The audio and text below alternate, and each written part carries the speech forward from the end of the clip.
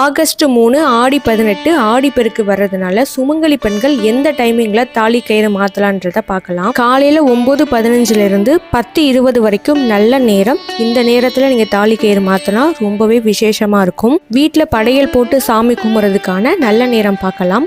12:30 1:30 வரைக்கும் நல்ல நேரம். இந்த சமயத்தில் வீட்டில் படையல் போட்டு சாமி கும்பிடலாம். நீங்கள் ஒரு புதுசாக தொழில் தொடங்க போகிறீங்க, இல்லை ஒரு சின்னதாக ஒரு பிஸ்னஸ் ஸ்டார்ட் பண்ண போகிறீங்க அப்படின்னா இந்த ஆடிப்பெருக்கு அன்னைக்கு நீங்கள் ஸ்டார்ட் பண்ணிங்கன்னா ரொம்ப சிறப்பாக அமையும்.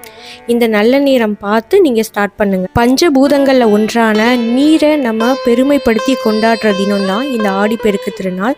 அன்று உங்கள் வீட்டு பக்கத்தில் உள்ள ஆத்தங்கரையிலையோ இல்லை கிணற்றுலையோ இல்லை உங்கள் வீட்டில் போர் போட்டிருப்பீங்கள்ல அந்த இடத்துல கூட நீங்கள் மஞ்சள் குங்குமம் வச்சு ஒரு சின்ன விளக்கு ஏற்றி பூ போட்டு சாமி கும்பிடுங்க. இந்த ஆடிப்பெருக்கில் விதைச்சு தை மாதத்தில் அறுவடை செய்வாங்க விவசாயிங்கள்லாம். அந்த மாதம் முழுக்க அவங்களுக்கு தேவையான தண்ணீர் கிடைக்கணுன்றதுக்காக தான் இந்த ஆடிப்பெருக்கு தினத்தப்ப நீரை நம்ம தெய்வமாக நினச்சி நம்ம கும்பிட்றோம். மஞ்சள் உப்பு இந்த 2 பொருளும் கண்டிப்பாக உங்கள் வீட்டில் அன்றைக்கி நீங்கள் வாங்கி வைக்கணும்.